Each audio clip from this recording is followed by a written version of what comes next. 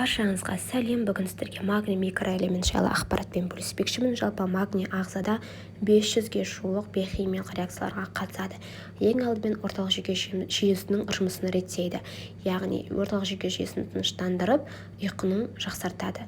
Асқазан ішек жолдарында асқазанның қышқылтымдылығын төмендетіп, сонымен қатар іш қату кезінде слабительный әсер көрсетеді, және де өттің дұрыс бөлінуін, яғни өт іркілісін болдырмайды. Және жүрек қан тамыр жүйесінде артериялық қысымды төмендетіп, жүректің ырғағын дұрыстайды және холестериннің мөлшерін төмендетеді. Және ең бастысы ағзадағы энергия қорын реттейді.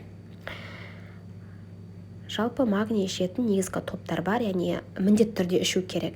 Ең алдымен гемодиализдегі адамдар, бүйрек трансплантациясы жасалған адамдар, жүкті әйелдер және емізулі әйелдер магнийді міндетті түрде қабылдау қажет.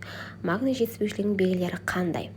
Ең алдымен аяқтағы ауру сезімі, яғни бұлшықеттің тартылуы, көңіл күйдің өзгеруі, ұйқының бұзылысы, күйзеліске тез шалдығу, ашуланшақтық, іш қату, өттің іркілуі, холестериннің жоғарылауы, және магний ағзада өте аз мөлшерде болатын болса, онда жүректің ырғағы бұзылады, яғни аритмия пайда болады.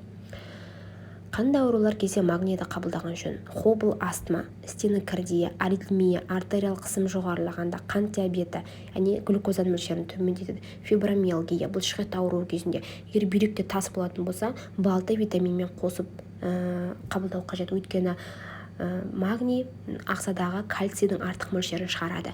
Мигрен және ПМС кезде қабылдау тиімді болып келеді. Магнийге қан анализін тапсыру тиімді ме? Жоқ, тиімді емес. Өйткені егер қанда магний мөлшері төмендейтін болса, оның сәйкесінше бұлшықеттен және де сүйек тінінен алып нормада ұстап тұрады. Қандай магний таңдау қажет?